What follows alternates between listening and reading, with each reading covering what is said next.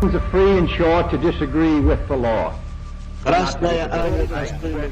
bandos enfrentados, dos sistemas políticos incompatibles, líderes influyentes con inmenso poder. El mundo a punto de desvanecerse. Todo esto pasó hace poco en estos lugares.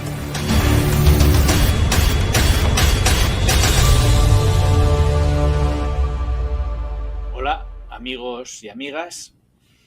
Hoy vamos a exponer el tema de la crisis de los misiles de Cuba.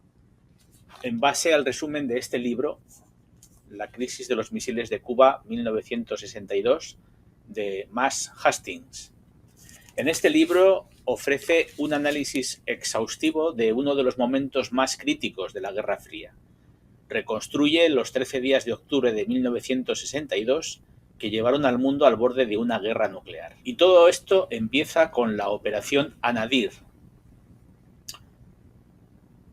El Gambito Rojo es una maniobra que fue una respuesta estratégica de la Unión Soviética a la situación que se estaba creando en base al despliegue de los misiles nucleares.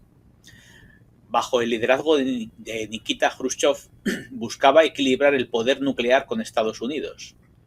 La instalación de misiles en Cuba proporcionaría una capacidad de ataque más cercana al territorio estadounidense, reduciendo el tiempo de respuesta y aumentando la presión estratégica. Además, se pretendía disuadir futuras invasiones a la isla y fortalecer la posición soviética en el escenario global. Recordemos el intento de Bahía Cochinos que había sido unos meses antes. La operación comenzó en junio de 1962, con el transporte de equipos y personal militar desde puertos soviéticos hacia Cuba. Se utilizaron 86 buques para trasladar aproximadamente 47.000 soldados. Junto con misiles balísticos R-12 y R-14, bombarderos Ilyushin-28, cazas MiG-21 y sistemas de defensa aérea. Para mantener el secreto, se implementaron tácticas de engaño como equipar a las tropas con uniformes de clima frío y utilizar el nombre Anadir, que hace referencia a una región en el Ártico ruso. A pesar de los esfuerzos por mantener la operación en secreto, aviones espía U-2 de Estados Unidos detectaron las instalaciones de misiles en octubre de 1962. Este descubrimiento llevó al presidente John Fitzgerald Kennedy a establecer una cuarentena naval alrededor de Cuba y exigir la retirada de los misiles, iniciando la conocida crisis de los misiles de Cuba. Durante la crisis de los misiles, el Comité Ejecutivo del Consejo de Seguridad Nacional de Estados Unidos, conocido como ESCOM, fue el que tomó la iniciativa en todas las decisiones que se fueron desplegando. ¿Quiénes participaban? Pues incluía figuras como el presidente, JFK, el secretario de Defensa, Robert McNamara, el secretario de Estado, Dean Rusk, el fiscal general, Robert Fitzgerald Kennedy, hermano del presidente, y diferentes asesores de seguridad nacional, jefes militares y otros altos funcionarios. Estas reuniones fueron grabadas en secreto por Kennedy, lo que permitió que hoy existan transcripciones y grabaciones históricas que muestran cómo se tomaron decisiones clave durante la crisis. El ESCOM se reunió principalmente en la sala de gabinete de la Casa Blanca, ubicada justo al lado del despacho oval. Esta sala era el lugar principal de reunión. También utilizaron otros lugares como la sala de situación, Situation Room, en el sótano del ala oeste de la Casa Blanca, que también fue utilizada para reuniones más confidenciales y para recibir informes de inteligencia en tiempo real. En ocasiones, miembros clave también trabajaban desde el Pentágono, pero las reuniones del ESCOM como cuerpo decisorio ocurrieron principalmente en la Casa Blanca. Haciendo un resumen de lo expuesto en el libro, pues se empieza planteando un contexto histórico y unas causas subyacentes.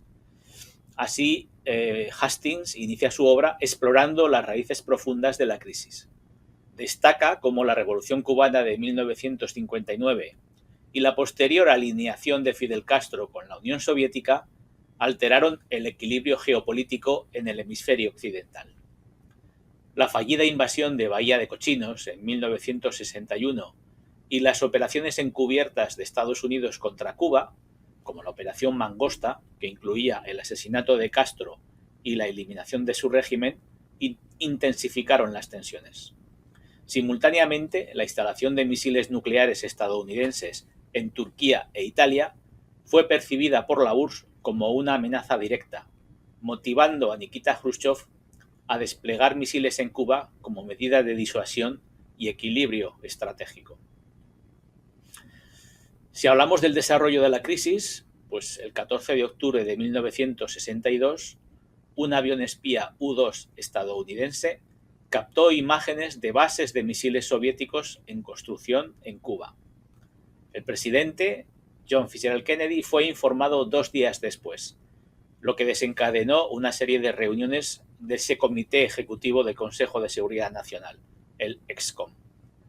Hastings detalla cómo, tras intensos debates, Kennedy optó por una cuarentena naval en lugar de un ataque militar directo, que era la otra alternativa, buscando evitar una escalada inmediata hacia la guerra. Durante los 13 días siguientes, el mundo observó con ansiedad cómo las dos superpotencias se enfrentaban. Hastings describe momentos de máxima tensión como el derribo de otro avión espía. De hecho, allí sí que murió el piloto. Y los enfrentamientos verbales en la sede de Naciones Unidas. Al hablar de la resolución y las consecuencias, pues el 27 de octubre Jrushchov propuso públicamente retirar los misiles de Cuba a cambio de una garantía de no invasión por parte de Estados Unidos. Al día siguiente aceptó una propuesta adicional, la retirada, mediante acuerdo secreto, de los misiles estadounidenses en Turquía. Hastings subraya la importancia de esta diplomacia dual, pública y privada, en la resolución pacífica de la crisis. También analiza las repercusiones a largo plazo. Para Estados Unidos, la crisis reforzó la imagen de liderazgo de Kennedy, aunque también evidenció las tensiones entre el poder civil y el militar, distinguiendo entre halcones y palomas. Para la URSS, la retirada de los misiles fue vista como una humillación, debilitando la posición de Jrushchov y contribuyendo a su caída en 1964. Para Cuba, aunque se garantizó la supervivencia del régimen de Castro, la exclusión de las negociaciones generó desconfianza con su aliado comunista. Además, la crisis llevó al establecimiento de una línea directa de comunicaciones entre Washington y Moscú, el llamado teléfono rojo, en realidad un teletipo, y sentó las bases para futuros acuerdos de control de armas. Perspectivas individuales y testimonios. Pues una de las fortalezas del libro es la inclusión de diversas voces. Líderes políticos, como Kennedy, Jrushchov y Castro, cuyas decisiones y percepciones fueron cruciales. Militares y asesores, que ofrecieron distintas estrategias y evaluaciones de riesgo. Ciudadanos comunes, incluyendo campesinos cubanos y pilotos estadounidenses, cuyas vidas se vieron afectadas por la crisis. Estos testimonios humanizan el conflicto y muestran cómo las decisiones de alto nivel repercutieron en la vida cotidiana. Si hablamos de las lecciones y reflexiones finales, Hastings concluye que la crisis de los misiles de Cuba fue un punto de inflexión en la Guerra Fría, demostrando tanto la peligrosidad de la confrontación nuclear como la capacidad de la diplomacia para evitar el desastre. Advierte sobre la importancia de la comunicación, la comprensión mutua y la necesidad de ofrecer salidas dignas al adversario para evitar conflictos catastróficos. El autor también establece paralelismos con situaciones contemporáneas, sugiriendo que las lecciones de 1962 siguen siendo relevantes en un mundo donde las tensiones geopolíticas y las armas nucleares continúan presentes.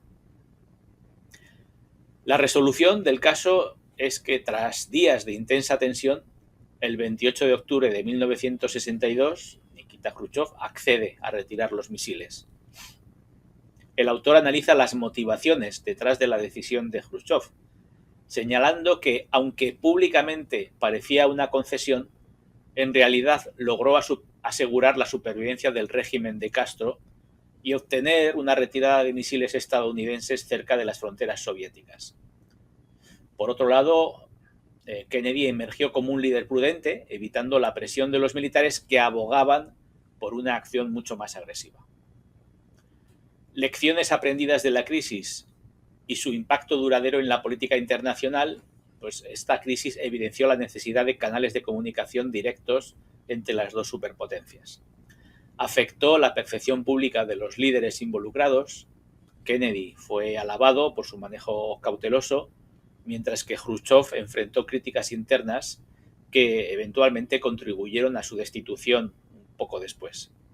Fue un punto de inflexión en la Guerra Fría, demostrando que incluso en momentos de máxima tensión, la diplomacia y la comunicación directa pueden prevalecer sobre la confrontación militar. El libro de Hastings supone una contribución valiosa y matizada a la historiografía de la Guerra Fría, especialmente en torno a uno de sus episodios más críticos. En concreto, revisa con detalle las decisiones y motivaciones de los tres principales actores ya mencionados y lo hace con un tono crítico, realista y desmitificador. Así, por ejemplo, Kennedy no aparece como un héroe idealizado, sino como un líder político hábil que supo contener a sus propios militares y mantener una posición pública firme, mientras negociaba en secreto concesiones clave, como esa retirada de los misiles en Turquía. Jrushchov, sin embargo, es retratado como un político arriesgado, a veces errático, pero también pragmático, que supo retirarse a tiempo. Castro es presentado como el más belicoso de los tres, incluso más dispuestos que los soviéticos a aceptar una guerra nuclear en defensa de su revolución. Esta mirada multipolar y psicológicamente profunda enriquece la comprensión de la crisis como una interacción compleja. Combina un enfoque historiográfico riguroso con una prosa clara y narrativa envolvente, haciendo accesible una gran cantidad de material desclasificado que incluye entrevistas y fuentes primarias. Usa documentos obtenidos en Estados Unidos, la URSS y Cuba, e incorpora testimonios de actores secundarios como diplomáticos, espías y militares. Esto ofrece una visión más completa y humana de la crisis, incluyendo las emociones, temores y dudas de los protagonistas. Por ejemplo, se revela que Kennedy llegó a admitir que la generación de sus hijos podría quedarse sin futuro. El libro no se limita a los 13 días de octubre, sino que explora el contexto previo, incluyendo la Operación Mangosta, los misiles desplegados en Europa y Turquía y la política soviética en el Tercer Mundo, y las consecuencias posteriores tanto políticas como culturales. Resalta que ambos bloques aprendieron a manejar mejor sus tensiones a través de mecanismos de control y comunicación. Esto amplía la visión tradicional, centrada en el corto plazo, y permite evaluar el impacto estructural de la crisis en la Guerra Fría. Hay un replanteamiento de la narrativa moral. Hastings evita los relatos simplistas de buenos y malos. En lugar de exaltar a Kennedy como vencedor moral, examina las contradicciones del liderazgo estadounidense y la hipocresía geopolítica que suponía la amenaza de los misiles en Turquía. Con este libro se ayuda a entender la Guerra Fría como un conflicto de percepciones, intereses y temores, más que como una lucha puramente ideológica. Veamos algunos de los lugares implicados. Bien, amigos y amigas, después de la introducción sobre el libro de Mas Hastings, La crisis de los misiles de Cuba, contamos con la presencia de David Díaz Cabo, artillero y también especialista en lectura de imágenes de satélite, que nos va a acompañar a encontrar y a localizar y a hablar algo sobre los sitios en los que transcurrió algunos de estos elementos. ¿Qué tal, David? ¿Cómo estás?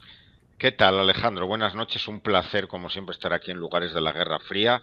Recomendar el canal hace un tiempillo que yo no venía por aquí, pero bueno, es una maravilla todos los programas que estáis haciendo y algo único que hay ahora mismo en YouTube. Y nada, pues aquí vamos a hablar algo sobre la crisis de los misiles de Cuba, que bueno, es conocida, pero ya veremos que no es tan conocido todo lo que conllevó a aquella crisis. Y bueno, es la ocasión de las 6 veces que estuvimos a punto de destruir el mundo con armamento nuclear, para mí es la más, no la más grave, porque hay otras que, bueno, hubiéramos volado igual en las otras 6 ocasiones, pero reconozco que esta es la única que fue pública.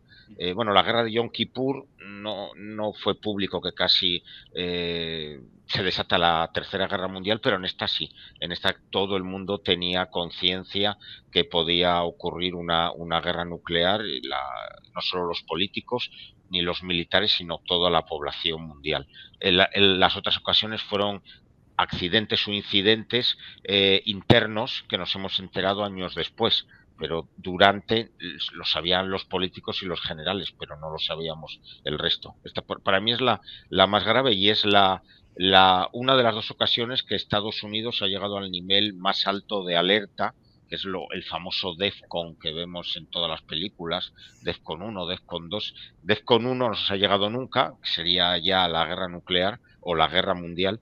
El DEFCON 2 se ha llegado 2 veces, una durante la crisis de Cuba y la otra durante la guerra del Golfo del 90-91. Es las dos únicas ocasiones donde Estados Unidos ha bajado del nivel 3 al nivel 2, que es ya la preguerra, podríamos decir. Muy bien. Pues vamos a ir viendo estos lugares donde transcurrieron los hechos y hacemos algún comentario. ¿Quieres que empecemos un poquito por lo que tengo yo de...? Sí, empezamos por ahí, Alejandro. Vale, vamos a compartir. Bueno, recordar que todo esto viene en Cuba, vence la revolución castrista de Fidel Castro, derrocan a Batista, que era el dictador, que aunque todo el mundo dice que estaba muy apoyado por Estados Unidos, es verdad que lo estuvo, pero el último año, justo antes de la revolución, no estuvo tan apoyado. Estados Unidos dejó de apoyar a Batista y hubo cierto apoyo a Fidel Castro, que antes de vencer se declaraba como demócrata, iba a haber elecciones libres, partidos y todo. Después, cuando llegó al poder, se declaró socialista y comunista, y bueno, cambiaron un poco las cosas. Pero bueno, Sí. en Cuba, pues gobernaba, la época que vamos a hablar, estaba gobernando pues el Partido Comunista o Partido Socialista, el marxismo, digamos, en Cuba, con Fidel Castro al frente. Y ahí tenemos, cuéntanos tú si quieres, pero bueno, es la base principal o el cuartel general de la flota del norte soviética en aquella época. Sigue siendo de los rusos, vamos, sigue siendo la flota norte rusa, pero en aquella época era la soviética, que tenía más cantidad de barcos, submarinos y potencial. Está cerca, pues, donde la famosa base del Octubre Rojo, de los submarinos Tifún y todo eso. Ahí es una zona donde hay unas cuantas bases. Se le suele llamar la península de Kola, toda esta parte de aquí, y bueno, salen al mar de Barents, y tiene la ventaja de que tiene una zona de corrientes cálidas, entre comillas, para la zona que es, y que no, el hielo en invierno pues no lo cubre todo, y entonces son aguas por las que los buques soviéticos podían salir, incluyendo incluso en invierno. Al Atlántico incluso. Bien. Eso es, sí. Todo esto empieza, como ya he dicho en la introducción, pues con la operación Anadir, que Sí. era un nombre en clave para ir preparando la defensa de Cuba y demás. Entonces, aparte de los lugares que va a comentar David, pues yo tenía localizado pues en la zona de Bahía Cochinos, Sí. donde se produce el intento de desembarco infructuoso o fallido. Sí. Luego también... En abril de 1961, la playa, las dos la tienes ahí. Mira, si miras a la derecha, podemos ver todos Playa Girón. Bueno, tienes fotos de ello, era por señalarlo en el mapa, sí. Son fotos, es una entrante, una bahía con dos playas, una en el fondo que era Playa Blanca, y después playa Azul, creo que le llamaban pero es la que se llama hoy en día Playa Girón. Está ahí, Playa Girón la tienes abajo, no era la playa, las de desembarco es un poco más abajo, baja más y a la derecha, y a tu derecha, eso es. Si lo pones mira, ahí es Playa Girón. Esa es una de las playas, Playa Maceo, pero Playa Girón es donde desembarcaron.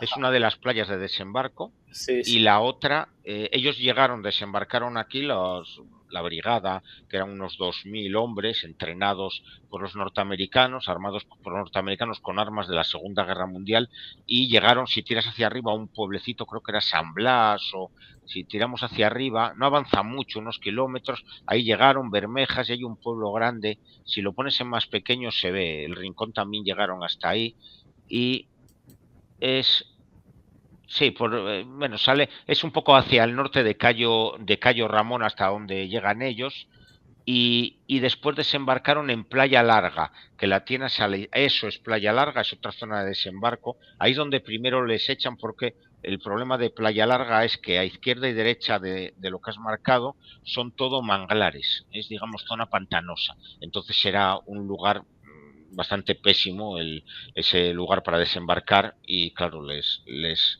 quedaron lo que es constreñidos a una carretera estrecha de salida, y de ahí no llegaron casi a salir de la playa. Fueron rechazados.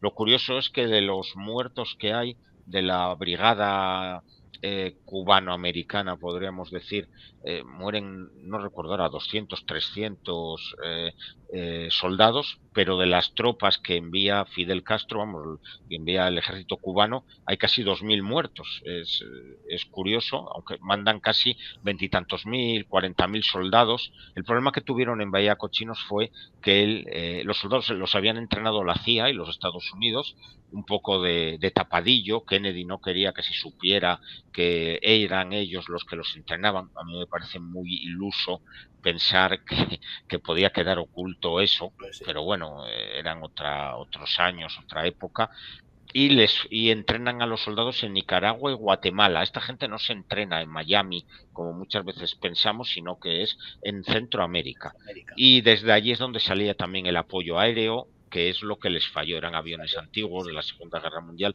El apoyo aéreo fracasa, no consigue destruir a la Fuerza Aérea Cubana, y después pues la mayoría de aviones son derribados. Esta gente, pues al quedarse sin apoyo aéreo, la operación ya es un fracaso. Creo que duró unas 48 horas, les capturan y bueno, fusilan a bastantes de ellos los cubanos, y bueno, pues bueno, un fracaso.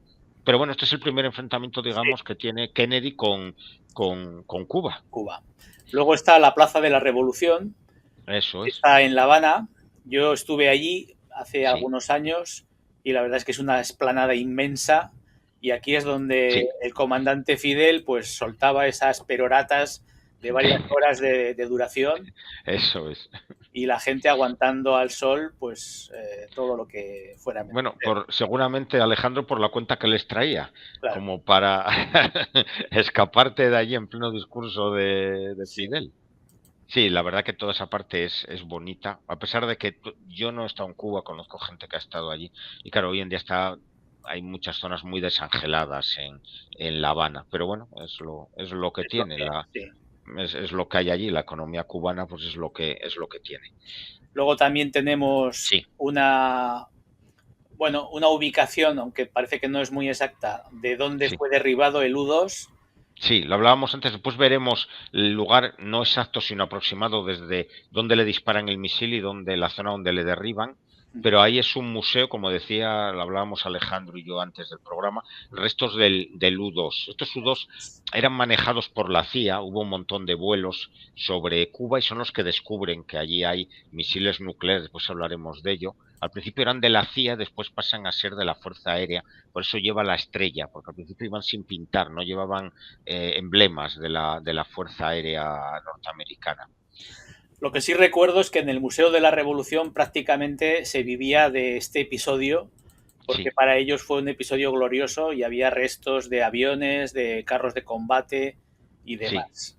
O sea que en este sentido, sí. vamos, es una cosa Bueno, que tienen los cubanos muy sí. presente. Bueno, es que realmente es la guerra en su terreno, un desembarco, lo consiguieron rechazar, triunfaron, pues bueno, es normal que lo tengan. Angola, que fue otra guerra donde estuvieron, pues no se habla tanto de ella porque bueno, fue algo más colonial, podríamos decir. Eso es. Y también, bueno, he visto que ha habido algunos cambios Mm, porque, bueno, la embajada de Rusia, donde sí, se pactó el acuerdo final, sí, este es el acuerdo, el lugar donde se hizo, bueno, donde se pactó entre sí, el fiscal general del Estado, Robert Kennedy, sí, y el embajador Dobrinin. sí.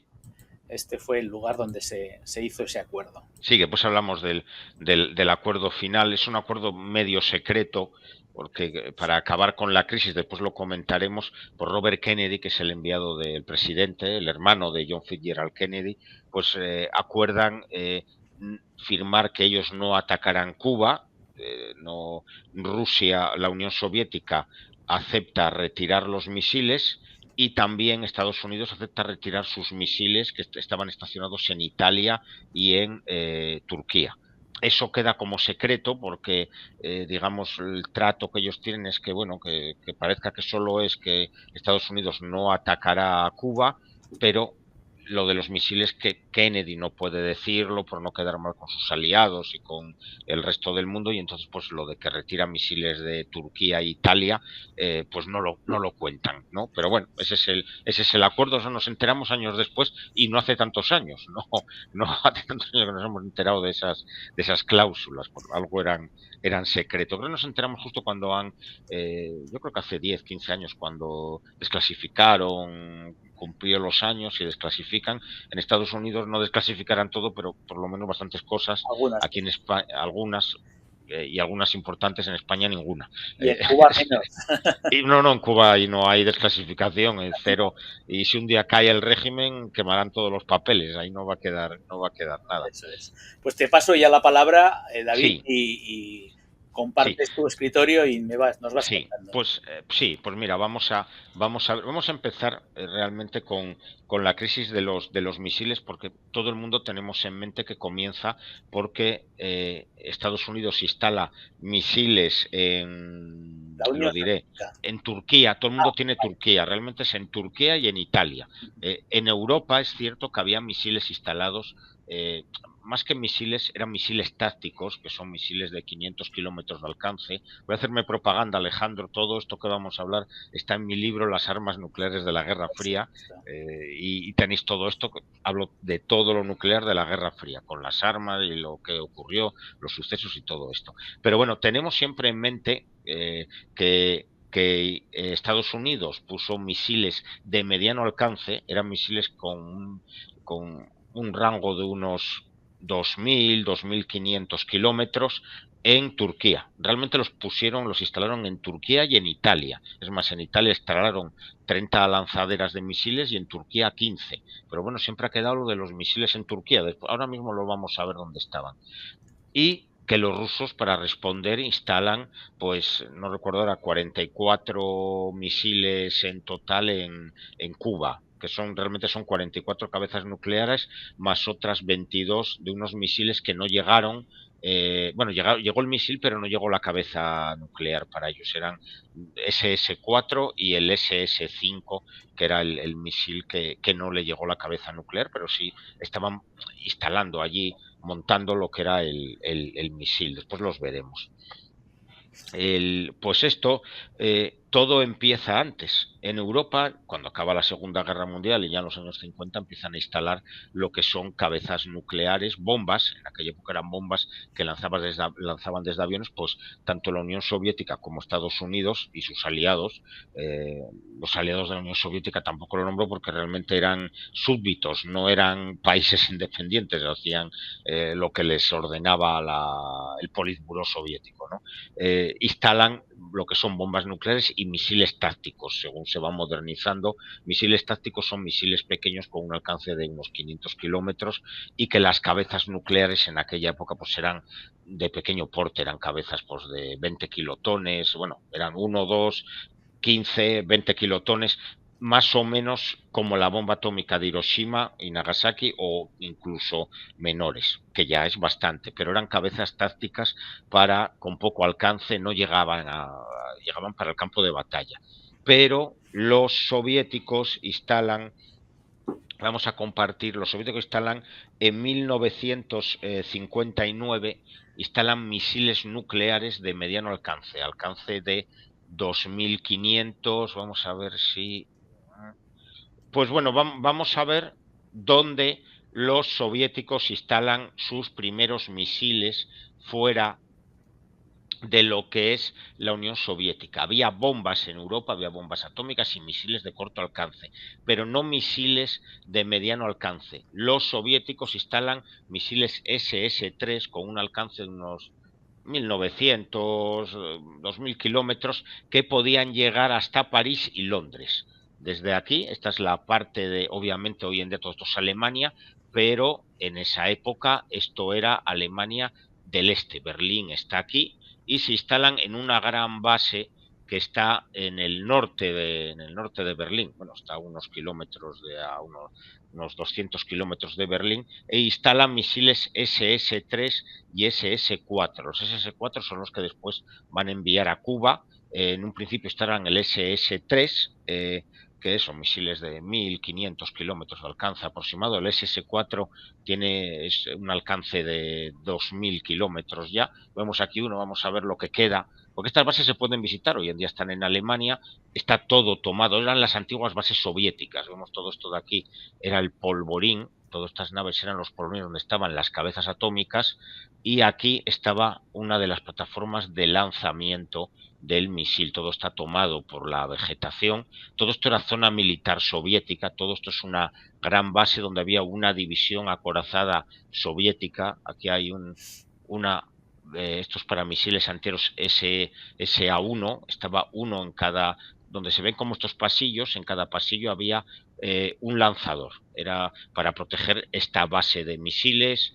Aquí entre la maleza nos quedan, todavía se ven más o menos los huecos, 1, 2, 3, que eran los donde estaban los silos. En principio iban en la superficie, después eran subterráneos de los misiles SS-4, y vamos a ver aquí que es la base principal.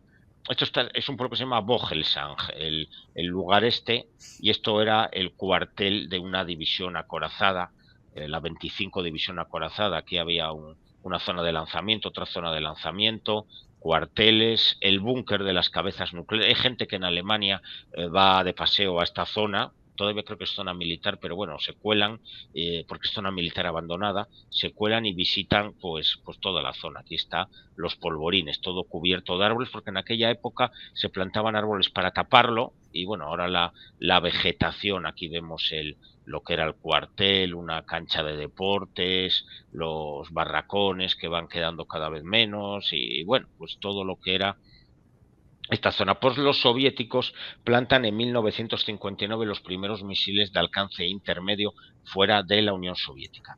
¿Y qué hacen los Estados Unidos? Pues responden en 1961 instalando misiles en Italia.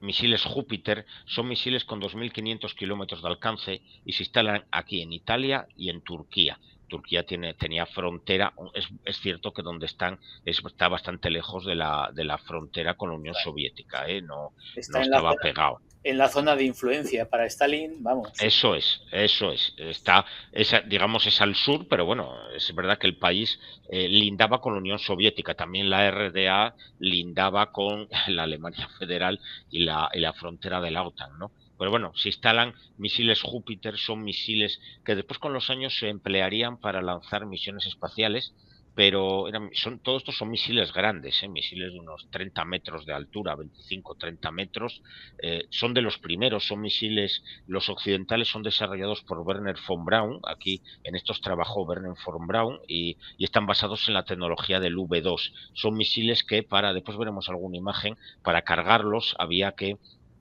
el combustible, llevan combustible líquido, hay que cargar dos partes de combustible, dos tipos de combustible, mezclarlo, y eso era lo peligroso. Pero bueno, se instalan en esta zona de aquí de Italia, los Júpiter. Vamos a ver, pues una de las, bueno, aquí mismo, esta es la base aérea, que era el principal lugar de apoyo. Estaba en Italia, pero obviamente el personal era americano. Vemos aquí, esto de aquí, que esto es una base de la Fuerza Aérea Italiana. Esto que está aquí medio destruido era donde se hacían las pruebas de los misiles para lanzarlo.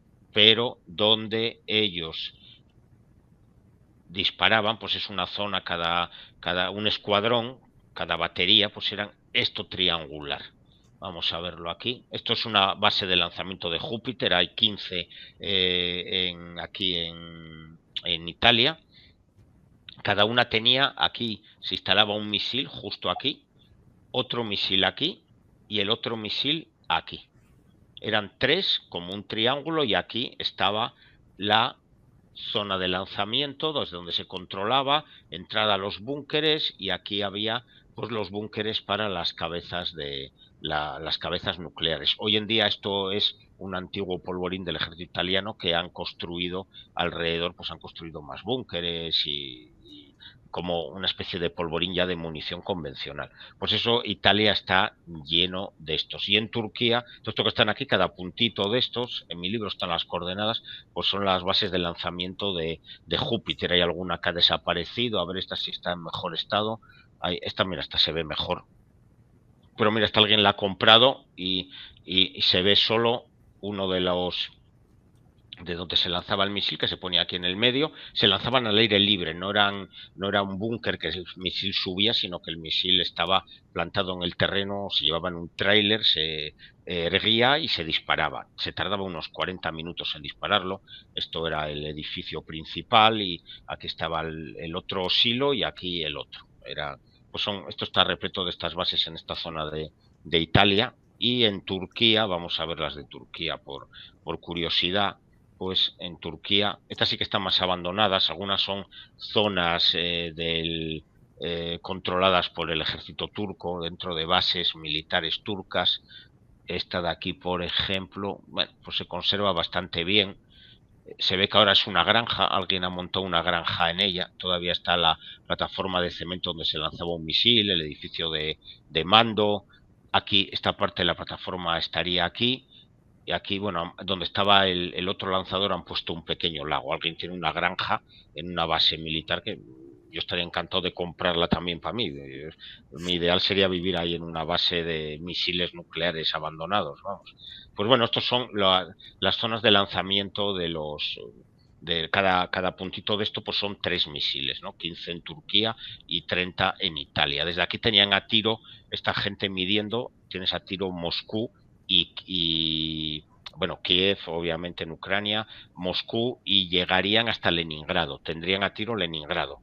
Eran misiles con cabezas nucleares hasta un megatón, 80 kilotones, 90 kilotones, misiles ya que tenían 3 veces la potencia de las bombas de Hiroshima y Nagasaki. Y lo que hace la Unión Soviética, después de que Estados Unidos instale los misiles aquí, pues la Unión Soviética instala misiles en Cuba. Nos vamos a Cuba y la instala donde vemos estos puntitos que vemos aquí. Vamos a ver.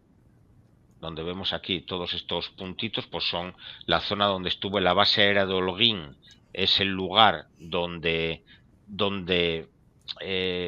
se instaló, en esta zona de aquí, se instaló una brigada acorazada soviética. Los soviéticos llegan a tener, en la época de la crisis de los misiles, unos 40.000 soldados en Cuba, incluyendo una especie de brigada reforzada, casi nivel de una división acorazada, que no tenía tantos carros de combate ni medios blindados, pero bueno, era una división motorizada, acorazada, y se instaló sobre todo en la zona de Holguín. En la base aérea de Holguín, pues llegaban y desplegaban misiles, y en esta zona, que no tengo localizado exactamente la posición, pero está aquí cerca del cruce de Maceo, estaba una batería antiaérea, que es la que derriba el U-2, que es la única baja norteamericana en todo el conflicto, en esta crisis de los misiles. Un U-2 que volaba por la zona estaba sobrevolando esta zona de aquí que se llama, a ver,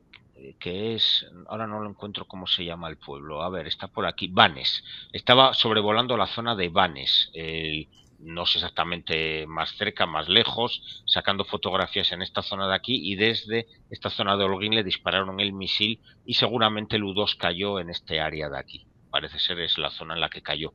Los restos pues los tienen nos lo ha enseñado Alejandro, pues en esta zona de aquí, en un museo. Los misiles, los norteamericanos, perdón, los norteamericanos, aquí tenemos lo de Bahía Cochinos que hemos visto antes, las dos playas, Blue Beach y Red Beach, Playa Larga y Playa Girón, y los misiles los instalan aquí, en Remedios, Sagua 2, Sagua 1,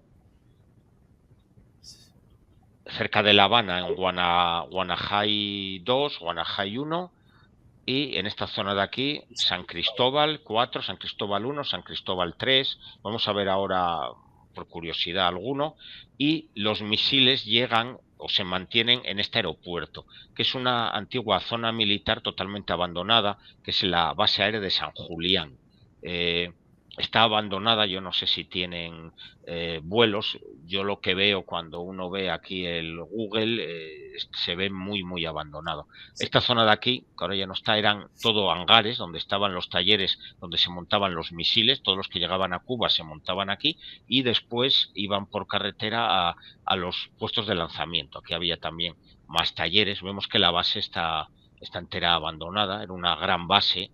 Aquí había barracones, aquí estaban soviéticos, en toda esta zona de la base era para soviéticos. Soviéticos vestidos de paisanos, según el libro de Max Hastings. Eso es, pero también yo creo que se vieron de uniforme, había fotos de todo, pero bueno, en principio debían ir con las guayaberas, con estas camisas horribles que a mí no me gustan de colores y cosas así, pero bueno, iban ahí y aquí tenían para defender la base pues un complejo de misiles SAM, el SA-2 Guideline, que es el misil SAM-2, que aquí está, el complejo está un poco abandonado, pero todavía se puede ver. Aquí había un lanzador, aquí había otro lanzador.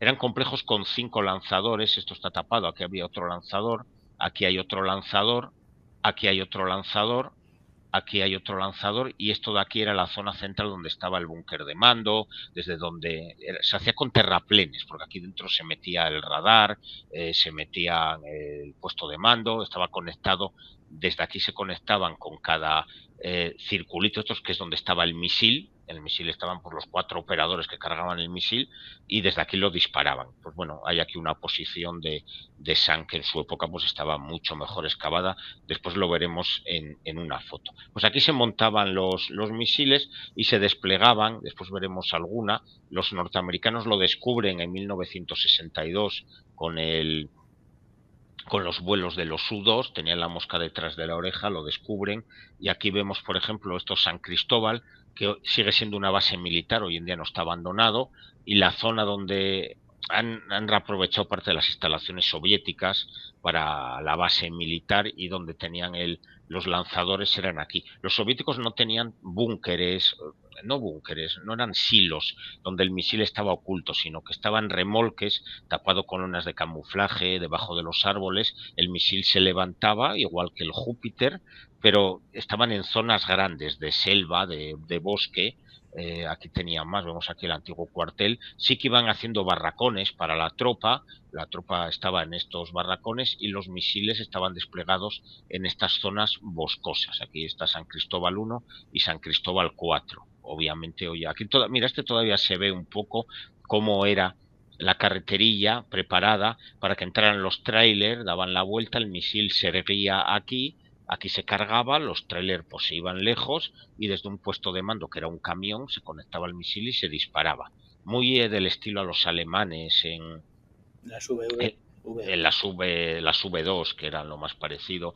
Aquí tenemos la zona de San Cristóbal 3, que ahora no recuerdo si todavía es zona militar. Mira, no, San Cristóbal 3 está todo abandonado. Después veremos alguna foto. Estas carreterillas se hicieron para la época por los soviéticos, para llevarlo. Quedan por aquí, todavía se ve por aquí restos de algún, eran pistas mucho mejores, pero bueno, claro, con el clima que hay en Cuba, todo esto, la vegetación se lo come. Aquí había un campamento de tiendas de campaña, que era donde estaban los soviéticos, y aquí es donde estaban los camiones lanzadores que tenían por ahí. Vamos a ver una cosa curiosa, bueno, una de Cuba, Guanajay. Creo que estas de Cuba no se ve nada, de Cuba, perdón, de La Habana. Mira, bueno, aquí queda algo todavía, aquí todavía se ven algunos restos de donde hubo, si nos fijamos, aparcamientos, barracones, toda esta zona, aquí asfaltado en el medio de la selva, hoy en día está abandonado, no sé si seguirá siendo zona militar o no. Después aquí en La Habana encontramos aquí trabajaban, el centro de control se llamaba de Lourdes, la estación de guerra electrónica o de escucha de Lourdes. Esto es La Habana está aquí mismo, todo esto es La Habana. Está en las afueras. Hoy en día hay una universidad en La Habana, pero está hecha sobre el cuartel. Vemos aquí donde está el campo de béisbol, el campo de fútbol, que por cierto los norteamericanos, los vuelos de los U-2 detectaron la construcción de donde estaban los soviéticos. Ellos vieron que había gente que construía campos de fútbol. Todos sabemos que los cubanos eran muy aficionados más al béisbol que al fútbol, y entonces a ellos les resultó extraño y bueno, les pusieron la mosca detrás de la oreja y al final eran soviéticos, ¿no? Todo esto de aquí era una base militar. Hoy en día no era tan grande, no había tanto edificio, pero era una base militar soviética, tenía 1500 militares y era una zona de control. Esto creo que hoy en día es un patio, pero aquí estaban todas las antenas se ven las fotos antiguas, todas las antenas de comunicaciones que estaban destinadas a detectar el tráfico de radio, de radares de los norteamericanos, porque están cerca de Florida, y aquí es donde, en el centro de control, donde se analizaban las señales y estaban pues los expertos soviéticos, alguno cubano, pero en general todos soviéticos, que estudiaban y intentaban decodificar los mensajes y enviarlo pues a Moscú. Todo esto era la base soviética, fue base soviética soviética rusa después hasta los años 2000 y mucho. Y ahora, bueno, ahora es una universidad, pero se dice que todavía los cubanos siguen empleándolo como estación de control de señales para espiar a los norteamericanos. No sé si será, hoy en día obviamente eso es secreto, yo no lo sé, no tengo acceso a todo eso. Y aquí esta zona Sagua y Remedios son las estaciones de lanzamiento más alejadas. Remedios nada, está aquí en el medio de la nada, todo selva ya hoy en día. Seguramente si uno va allí pero el problema es que claro, en Cuba no tienes la libertad para ir como hago yo aquí en Europa a explorar lo que a uno le dé la gana, porque esto ya interés militar tiene cero patatero. Esto son lo que son restos de pistas, restos de cemento y poco más. Ahí no ha quedado, no vemos aquí Sagua 2, nada. Está cerca de una cantera. Esta se camufló en una cantera, ahora claro se ve así, pero en su época eran canteras y bueno, se camuflaba como todo, como material de obras. Y esta pues estaba aquí en el medio. Esto que marco, aunque se ve todo selva, el lanzador estaba todo por aquí, aquí metido. Había pistas que hoy están tapadas, porque todo esto lo he sacado con las fotografías de los U-2 y buscando por las coordenadas, que algunas las ponían ellos, y después aproximadamente, y después montando la foto sobre el Google Earth y sobre lo que queda todavía en el terreno y estaban ahí, aunque dices tú, ¿cómo voy a ver algo ahí con esas selvas? Que bueno, en los años 60 pues no había esa selva ahí en el medio. Voy a dejar de compartir un momento esto. Bueno, vamos a ver que Estados Unidos está aquí pegado. Sí. Aquí está Florida, lo tenemos ahí. Es más, los U-2 despegaban desde Florida, aunque estaban destinados en otro lado, estaban en una base aérea, no recuerdo ahora cuál era, y despegaban desde Florida para visitar Cuba y bueno, y volver. Vemos que bueno, que están al lado. Es cierto que el peligro, estos misiles tenían un alcance, los SS-4, que son los que se desplegaron aquí, el SS-5, como decía antes, llegó el misil, pero no llegó la cabeza nuclear, o sea que no servían para nada. Esos tenían 2.500 kilómetros de alcance, pero el SS-4 tenía unos 2.000 kilómetros que llegaría a la zona de Washington y casi todo Estados Unidos. Se salvaba esta zona de aquí, de Estados Unidos, es la zona que se salvaría de esos misiles. Incluso algo de Canadá tocaban. Pues bueno, para los norteamericanos obviamente era bastante peligroso porque lo tienes al lado. ¿Por qué era peligroso? Porque el tiempo de vuelo de un misil de estos, para poder detectarlo, es que en 10 minutos está en Washington y no lo detectas, no te da tiempo con los radares de aquella época, y los doy, pues tampoco mucho, cuando lo disparan, pues es que te quedas sin tiempo de reacción. Si te lo disparan desde el otro lado del mundo, pues tú tienes 40 minutos, media hora para reaccionar. Desde este lado tienes 10 minutos y en 10 minutos nadie es capaz de hacer nada. Es cierto que los que disparaban desde Italia y Turquía, si iban a Moscú y tal, tenían algo más de tiempo de reacción, pero bueno, tampoco mucho más, ¿eh? Y bueno, pues esto fue la crisis de los misiles, de los misiles de Cuba. Hay que decir una cosa, voy a poner unas fotos, a ver si. Y aquí vamos a ver pues unas fotos originales de la época, estos vallacochinos, gente prisionera, llevaban ropas de la Segunda Guerra Mundial, pero bueno, vamos a hablar de este señor que es muy curioso. ¿Tú conoces a Oleg Penkovsky, Alejandro? ¿Te suena? De tu libro. Bueno, bien, eso sí. Bueno, Oleg Penkovsky es famoso también entre la gente aficionada al mundo de los espías. Este señor era coronel del GRU, bueno, del Servicio Secreto de las Fuerzas Armadas Soviéticas. Esto es su juicio, porque él pasaba información a través de un espía británico de la Embajada Británica en Moscú, y los británicos se lo pasaban a los norteamericanos. Este señor les pasó muchísima información entre el año 60 y 62, pero los soviéticos detectan que este hombre advirtió, que es el que advierte que Rusia, la Unión Soviética, que Khrushchev está instalando misiles en Cuba. Él era un poco pesimista y les decía al británico, a su enlace, porque él quedaba con el enlace en Moscú y bueno, estas cosas de me subo al tren, me bajo, voy al autobús, vuelvo al otro lado, bueno, estas cosas que hacen los espías. Él era un coronel que no es moco de pavo en el servicio secreto soviético, y él les decía que Khrushchev iba a desatar una guerra nuclear. Él estaba convencido de que la Unión Soviética quería atacar a Estados Unidos. Hay que decir una cosa que lo hemos comentado tú y yo en otros programas, Alejandro, que es que realmente la Unión Soviética nunca quiso atacar, dar el primer golpe a Occidente, y la OTAN tampoco quiso hacerlo. Pues la OTAN era una organización defensiva y la Unión Soviética, su doctrina también era defensiva. Pero al final, entre que yo defiendo y tú defiendes, hemos estado a punto de darnos de leña unas cuantas veces. Todos defendían, pero andaba la cosa ahí. La cuestión es que a este señor le capturan, descubren que está espiando para Occidente, le capturan, le hacen un juicio rápido de esos, que este es el juicio. El señor era este de aquí, obviamente, como vemos, ya va de paisano, no lleva uniforme, se lo quitaron, y es muy famoso entre los espías, porque ha habido 2 o 3 espías que escaparon a Occidente después de él, y que contaron en sus libros, no recuerdo ahora los nombres, son bastante famosos, son como los mayores espías que han escapado a Occidente desde la Unión Soviética. Contaron que 2 de ellos les pusieron el vídeo de la ejecución de este señor.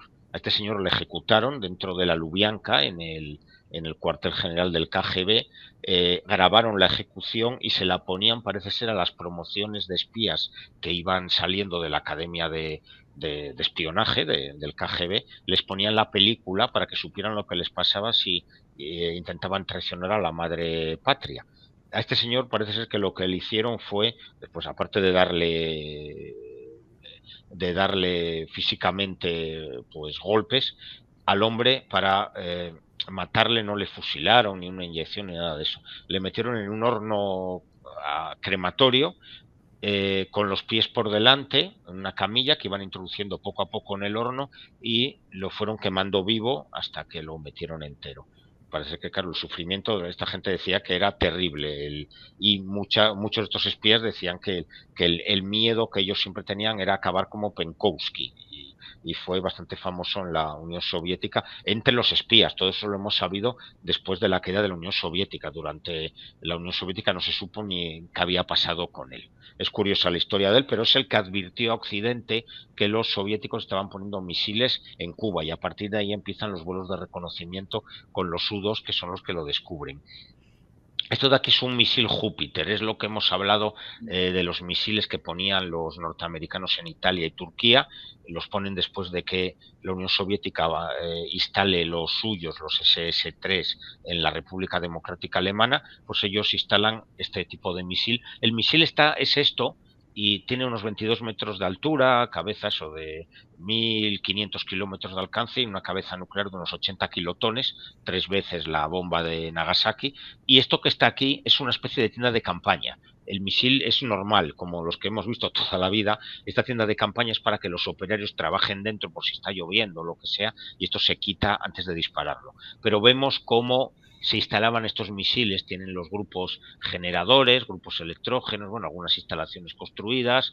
Esto de aquí son los camiones de combustible. Este camión es el que ha traído el misil, lo ha levantado, y estos son los camiones con los dos tipos de combustible. Por aquí están las tuberías que se llevan aquí. Esto es un óxido y el óxido y oxidante. Que mezclabas dos componentes muy peligrosos, que si se mezclaban mal podía explosionar el misil en el suelo, como hemos visto muchas veces. Pues estos eran los misiles Júpiter. Vemos que se disparaban al aire libre, no dentro de ningún silo ni nada parecido. Así se disparaban los misiles en los años 60, tanto unos como otros. Estos son lo hemos visto antes, son las bases soviéticas, tanto las de misiles como las bases del ejército soviético en Cuba en 1962. Después siguieron allí, obviamente no se fueron, los misiles sí se fueron, pero ellos no. Este es un misil SS-4, como los que se instalaron en Cuba, lo vemos en su camión, con camión remolque. Aquí está en vertical, vemos el tamaño de la persona al lado. Es un misil muy similar al Júpiter, porque todos se basaban en esta época en los misiles V2 alemanes de la Segunda Guerra Mundial de Werner von Braun. Porque hay que recordar que unos 1000 y pico científicos alemanes estaban trabajando en Estados Unidos con Werner von Braun, pero otros 1000 y pico científicos alemanes que también eran subordinados de von Braun, los capturaron los soviéticos y se los llevaron a su lado, y los tenían en el otro lado del telón de acero haciendo misiles. Los soviéticos pues aprendieron de ellos, y cuando ya lo supieron todo, pues a muchos pues se los quitaron de medio, a muchos de los alemanes. Los norteamericanos les dieron la nacionalidad, hay que recordar, y a von Braun le dieron hasta condecoraciones y estas cosas. Se ve que la suerte estaba más a los que se fueron al lado de los nazis, que se fueron al lado occidental, todo hay que decirlo. Esto es un misil SS-4 en el lanzador. Vemos cómo va en el remolque del camión, se sube con unos polipastos y se pone vertical, y lo mismo, se carga con los combustibles y se dispara. Esto es una zona de lanzamiento en Europa, no en Cuba, pero sería lo mismo. Vemos como debajo de los bosques están los búnkeres para los misiles, los almacenes también para las armas nucleares, talleres, zona de barracones o de tiendas de campaña, y aquí están las bases de cemento donde se llevaba. Hemos visto antes vemos la carretera que entra, gira y sale, y vemos cómo pues vas dejando un misil en cada uno de los de las plataformas para elevarlo y poder dispararlo. Se pueden disparar 3 a la vez de estos de los SS-4. Esto es otra cosa que ocurrió durante el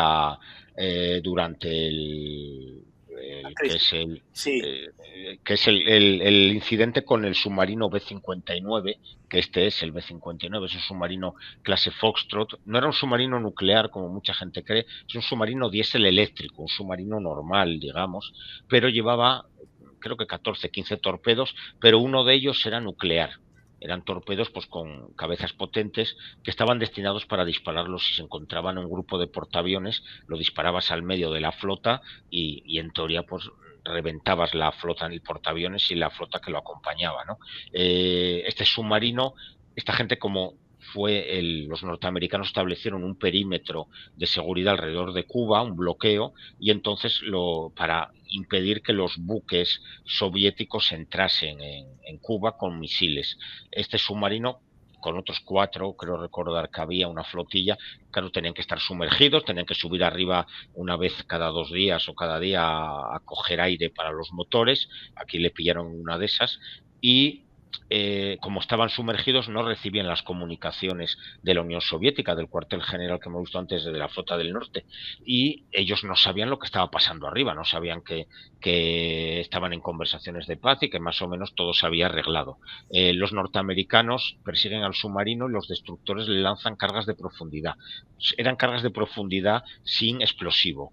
Eran cargas de profundidad de maniobras, que bueno, hacen una pequeña ruido, explosión, pero no afectan al submarino ni le pasa nada. Pero claro, el que está en el submarino no lo sabía.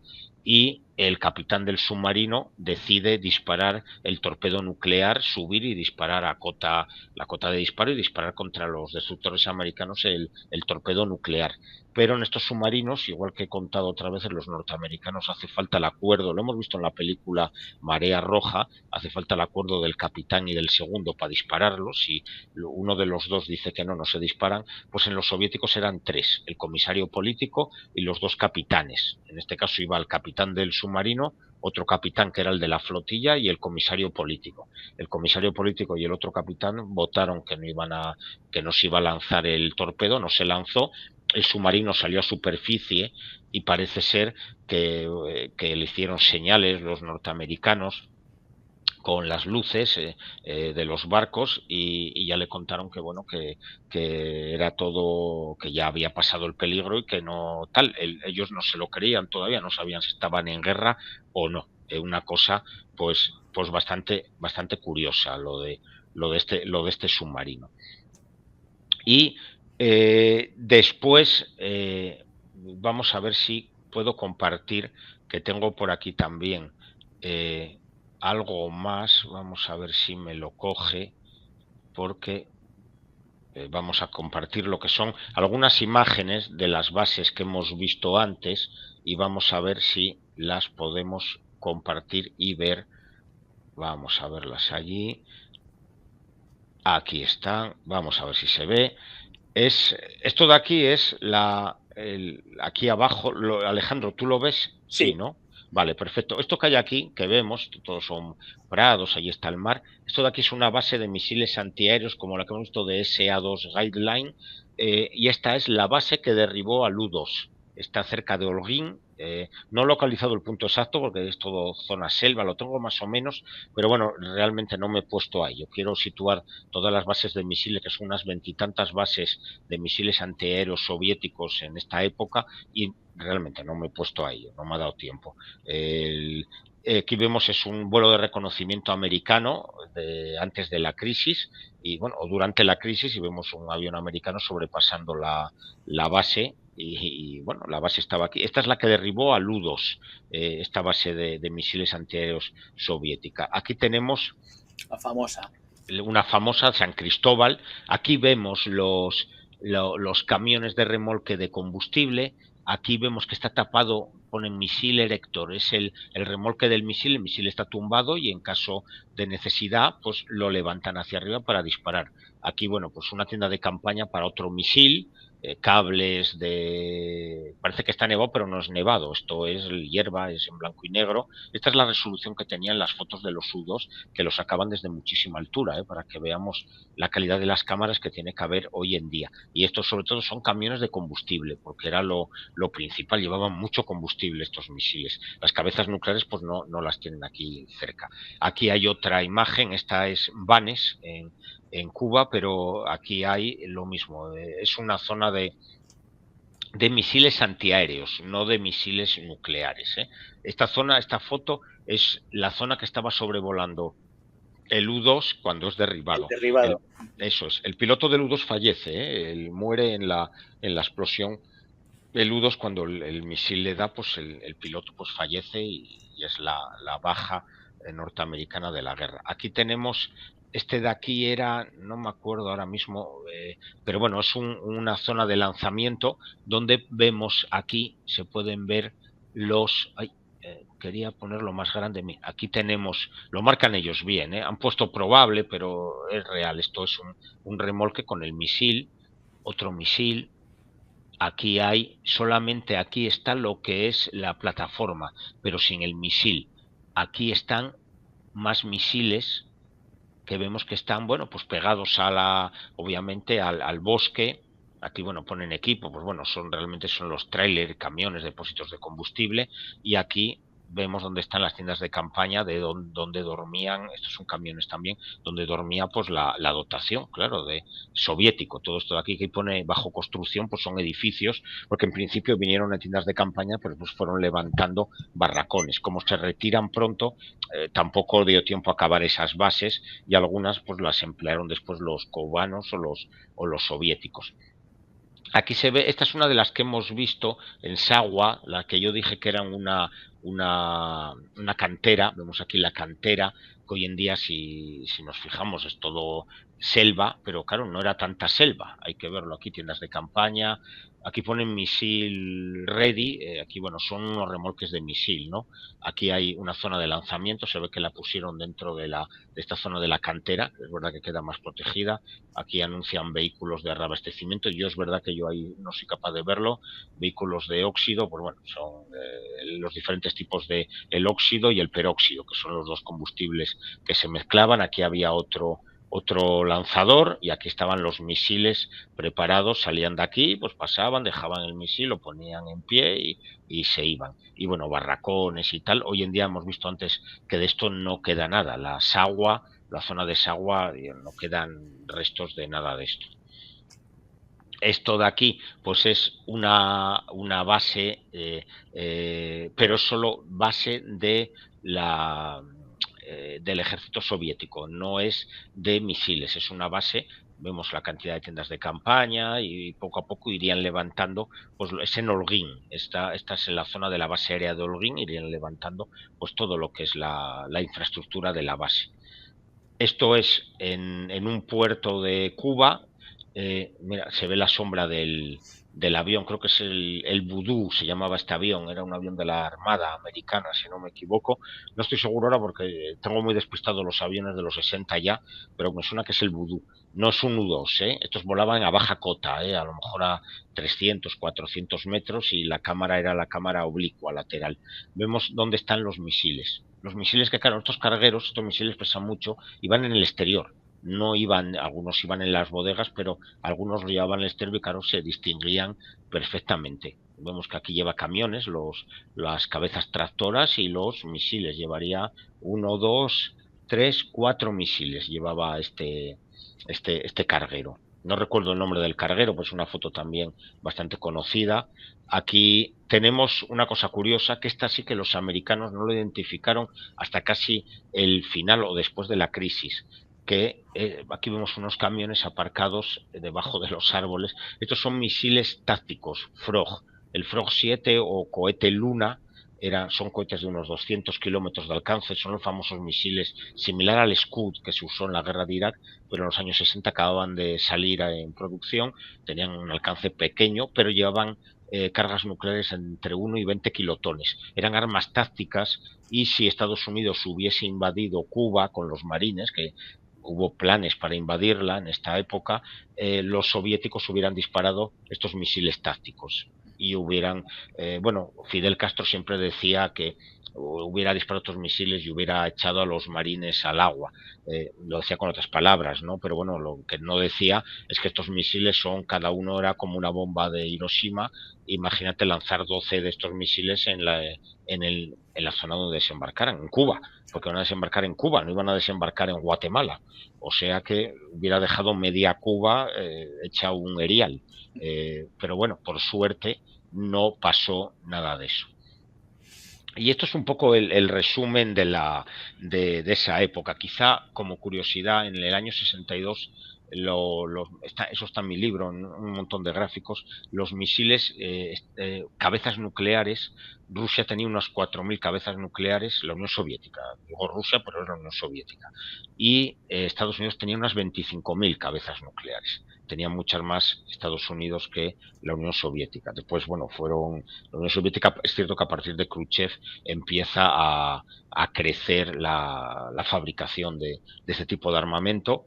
Y bueno, eran dos personalidades un poco ahí diferentes, tanto uno como otro, pero yo creo que gracias a que ninguno de los dos quería la guerra, porque cuando se han desclasificado los documentos, pues Kennedy no la quería y Khrushchev tampoco la quería.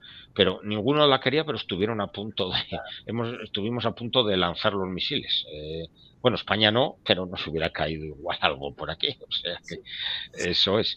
Y no sé si quieres comentar alguna cosa que a mí se me haya pasado por ahí, Alejandro. Pues no, nada más, David. Muchas gracias por la aportación, por el trabajo, y yo creo que es bastante de interés el localizar estos sitios, aunque no se puedan visitar. Sí, es una pena, porque algunos podrían tenerlo restaurado, pero bueno, no está Cuba ahora, me imagino, para montar museos de este tipo de cosas. Bueno, ni Rusia tampoco, encuentras ya nada de eso. Ya hemos visto que tampoco Turquía ha dejado casi ninguna instalación en pie, y en Italia sí que hay unas cuantas de los misiles Júpiter.